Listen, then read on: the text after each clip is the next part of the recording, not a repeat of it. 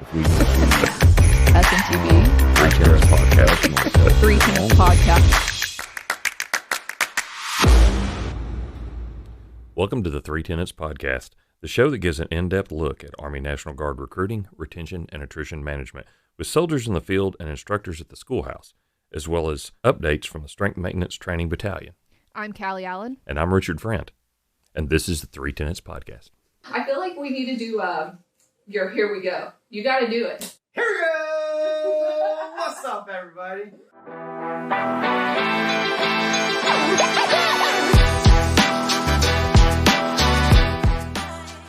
Today we get to sit down and talk with Sergeant First Class Swartz. Several of you may know him from YouTube, where his videos have helped to educate future enlistments.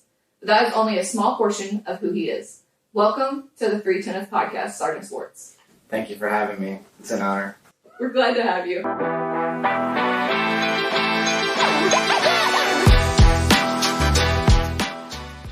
So, to start us out, let's just kind of talk a little bit about, like how you started out in the Guard, where you are now, and we discussed earlier kind of where you're leading in the Guard. So can you kind of just give us almost like a brief synopsis of what you're doing?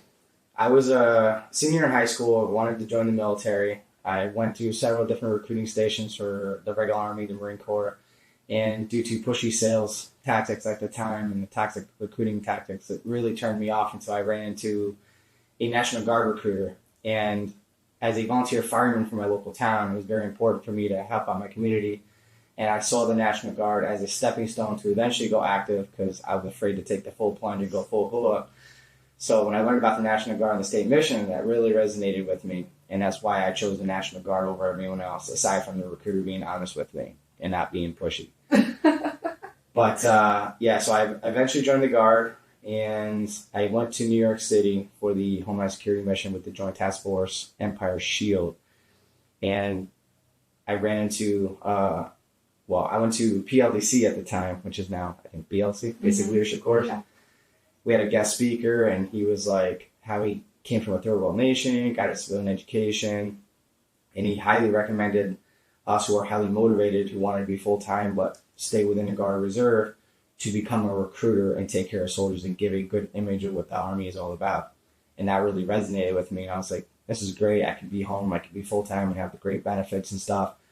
So I spoke to the commander at the time while I was on state active duty, and I shared my thoughts about becoming a recruiter. And that's when I was born. And that's when I became a recruiter. And I have over 20 years of recruiting experience. This July will be 21. That's awesome. So if my plan goes the way it does, or it will, hopefully, I'll be retiring in October of next year. I'll be hanging out my cape and become a civilian. Do you have any future plans after you become a civilian? Well, that's to be determined. I'm trying to figure out how to monetize this online content creation thing for the military. But I really, really enjoy creating content and helping the masses. I really, really enjoy my time as a recruiter, especially, you don't do 20 years by accident. I thoroughly enjoy the job. It is getting a little tiresome having that number hovering over your head or just that main focus. But I just focus on the real thing, which is helping people make better decisions. And that's pretty much what got me into social media. My strategy as a recruiter has always been from day one not to persuade people or to convince people or to sell them onto joining, but more or less because I know what it was like to have that toxic recruiter pressure you and tell you exactly what you want to hear just so you can sign a contract. And then people sometimes find out that that may not be the case.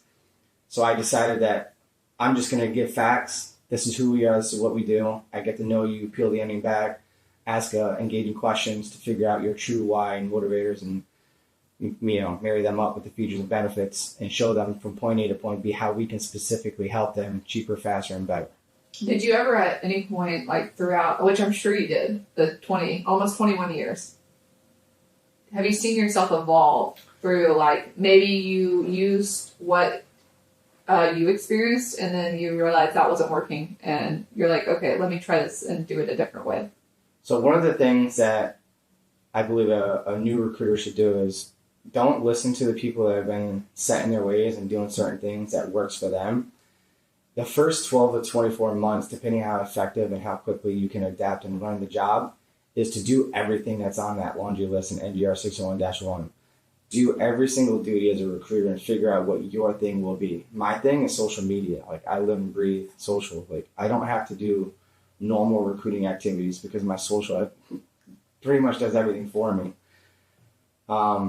So yeah, learn the job and figure out what works for you and double down on what works for you.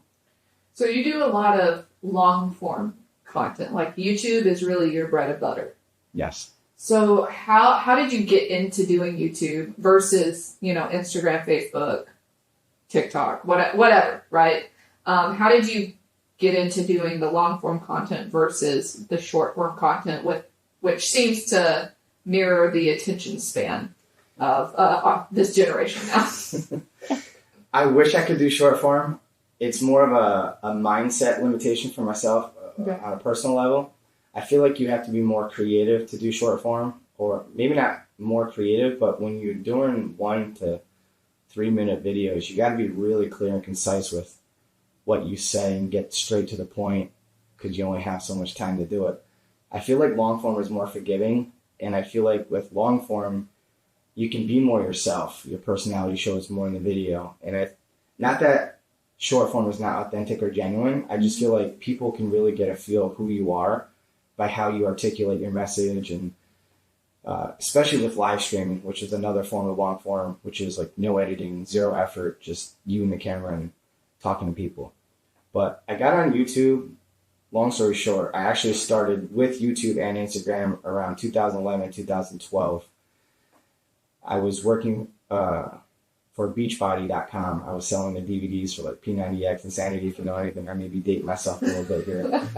But I was doing that for a few months, and the light bulb just went off. I was like, all this effort I'm putting into this, what could happen if I did basic training videos? Because my mindset at the time was I didn't want to do recruiting-related content because I didn't want to be known as that recruiter that's just pushing to join the Guard. So for the longest time, from 2012 to 2015, I did primarily basic training videos, and I eventually do like Q&As where I would talk about recruiting-related topics. So my live streams and stuff like that was more for answering questions about the recruiting process. But the pre-recorded videos were primarily how to prepare for basic training. And I went from 345 followers on Instagram to over 18,000 in the first year, but I ultimately got up to like 34,000. Somewhere around 2018, I did a self-audit, and I only did like maybe 9 to 12 videos on YouTube and accumulated about 2,000 subscribers on there. And when I did and conducted the self-audit, all my enlistments that were coming from Instagram were being redirected from YouTube to Instagram. And the light bulb went off. I was like, I think YouTube is where it's at. Right. And that's when I shifted my focus from Instagram to YouTube. And it's been a game changer. I went from 2,000 subscribers to over 20,000 subscribers in the first 12 months. That's awesome. And then I think I hit about 40,000 the following year. And in those 2 years, from 2000, summer of 2020, August of 2020, when I graduated from the Drill Sergeant Academy is when I doubled down on YouTube. So by summer of 2024, I was sitting at just over 40,000 subscribers. And now it's on autopilot, and I average 14 to 15 enlistments per year as a result.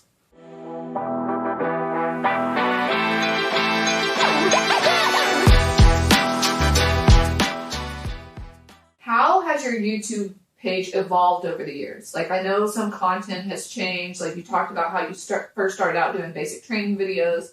Now you'll even talk about like other branches. So like, what has changed over the years? I've always wanted to be the person that would give honest and helpful information, even if that meant that they weren't going to join the National Guard. Because at the end of the day, the goal is for them to join the military. If they want to join the National Guard, I'll spread the gospel. Go Guard, baby. But sometimes the National Guard is not the best fit for everybody. We're very, very good at what we do and all the benefits and all that stuff. And so I transitioned from just basic training videos to recruiting-related videos because I kept getting questions about recruiting-related topics. And I just made it a point in my mind that I wasn't going to push recruiting. So I eventually rebranded my YouTube and kicked it off in summer of 2020. I initially started a soft sell of the National Guard where I would just say, I'm Sergeant so-and-so, I'm with the New York Army National Guard. and put my contact information on the screen. And that would be just part of like my intro after I did the opening and maybe delivered a point. And that worked out great. But at some point, I realized that, you know, this is a personal page and I didn't want to get in trouble. So I had pivoted from being in uniform at Sergeant Swartz, selling the guard, soft sell, like that simple statement, because I figured if I delivered enough value, they'll obviously see that one sentence or so and they'll reach out to me, and it worked great. It's just 6 months after I pivoted and started being civilian Lewis on the channel, the DOD dropped a social media policy in about 45 days. The LRAD came out from the Army, so I was really super glad that I had already pivoted. So I had, you know, had to hide some videos and stuff like that that were directly recruiting people, because you got to make sure you do it right, because you get hemmed up real quick. When it comes to what you're good at, everyone's good at something different. Some people like you are good at long form, and some people like V are good at short form content. Not that means you have to stay in your lane. You can still, you know, branch out. Like, you can use some of your videos and like just make a little 30-second snippet of something funny that you said, or some good information that needs to be pushed out there. I've noticed that shorts haven't been getting as much love as everything else, but I think it's going to take off. I think it's one of those things that's just taking some time to take off. Yeah, it's one of those things where it's for like shorts are a lot easier because they're a lot shorter and you can do them on a whim. And I think that in that sense, it's great, especially if you're just starting out and you get overwhelmed with long form videos. And they don't have to be that long. They could be as in depth as you want. My only thing is, if you're going to post informative videos, is that recruiters actually generally look it up first so that they're putting out accurate information, because people will sharpshoot you. And I found that out super quick in the very, very beginning. And it's embarrassing when people call you out on something and you find out they're right. But do have enough humility to let people know that if you did articulate something incorrectly, that you share with them that, hey, I messed up and this is the correct information, because that will build trust. And that happens on my channel from time to time. I'm not always right. Yeah. No, and none of us are. Like, there's going to be stuff we mess up on. We make mistakes. We're human. You know, everyone makes a mistake. Absolutely. But owning up to that, accepting it, and like, I think it speaks volumes of who you are as a person, especially when you do something like that. Absolutely.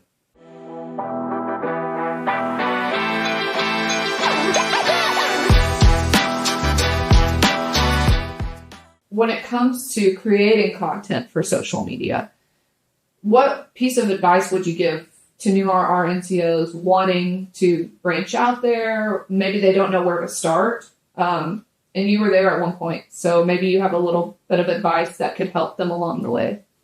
Yeah, a lot of people get discouraged. Like, when I talk to them about social, they're like, yeah, but you're doing so great. You got this highly polished off video. And I do all that because I enjoy it. It's like my hobby. It is my hobby. And my advice to a new recruiter is honestly just do it and keep it as simple as possible, so there's as least resistance as possible.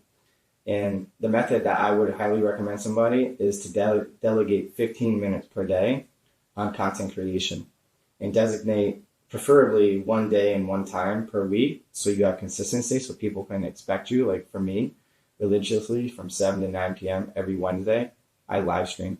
And in the beginning, as a brand new recruiter, when you do a live stream, consider it in the beginning as if it was a pre-recorded video. So you have bullets of what you're going to discuss in the video, but it's going to be raw, no cuts, with the ums, the ahs, the filler words, and mistakes. It's raw and uncut. And eventually, as you grow a following, you can conduct a Q&A at the end. And eventually, you'll quickly realize that once you get enough people tuning in, that you don't have time to talk about a theme topic for the day, and it just turns into a Q&A. Like, now I'm typically about 45 minutes behind schedule catching up to all the comments. Wow. So it's very challenging, and I go from the oldest comment to the newest comment. So in the beginning, like I said, have a topic of the day for the live stream, and eventually as people tune in and you create a following, then you can do the Q&A. And that's the simplest way to do content, is a live stream. Right, hit the camera, hit record, and just, hey, today I'm going to talk to you about what to expect at MEPS. You are a recruiter. You already know what what your MEPS brief is, and that's what you deliver. And you do the same thing with a pre-recorded video. I remember it when my first 10,000 subscribers on YouTube was with my cell phone, and all I literally did was hit record and had to stop the video, and I would just cut that out on the phone. And eventually I had like iMovie and eventually Video Leap, but there's CapCut out there, all free resources that you can use to add your state National Guard logo, your name and your phone number, and maybe what city you're from, so that people can reach out to you. Like, oh, this guy's in New York City. Let me reach out to him. And you just add that as a graphic on the thing, and you don't have to share your number. You just say, like, I'm Sergeant Swartz with the New York Army National Guard, conveniently located in Midtown Manhattan, and today I'm going to talk to you about what to expect at MEPS. And I go right into the video. Mm-hmm. And you don't have to sell the guard. Just keep it simple, add value. Maybe at the end of the video, hey, if you like this and you're in this area, feel free to reach out to me. I'll see you in the comments. And then you end the video. And you just trim the front and trim the end, and there's no additional editing. Just designate 15 minutes per day. Let's say on Monday, it's what kind of video am I going to create? And you can ask ChatGPT, you know, what are some video topics I can talk about the National Guard, right? And you pick a video title that particular day, mm-hmm. and you research that particular topic. So the first day is just looking for the title idea. Tuesday is researching that particular topic, so you're putting out the correct information, so you're mm-hmm. adding your bullet points and doing all your research and everything you want to talk about. Wednesday is when you record it. Thursday is when you edit it, mm-hmm. if there's any major editing. And then on Friday, you're going to post it and then optimize that post. So depending on the respective platform that you're on, it will be like adding hashtags or tags and descriptions and point of contact so that people can reach out to you and things of that nature. And literally 15 minutes a day is all that's needed.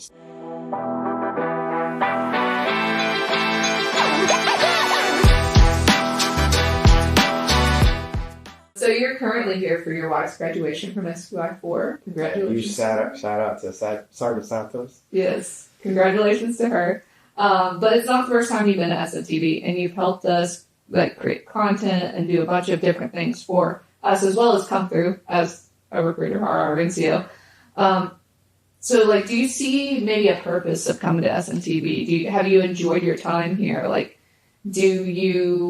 what would you like to see for SMTV? I love coming here.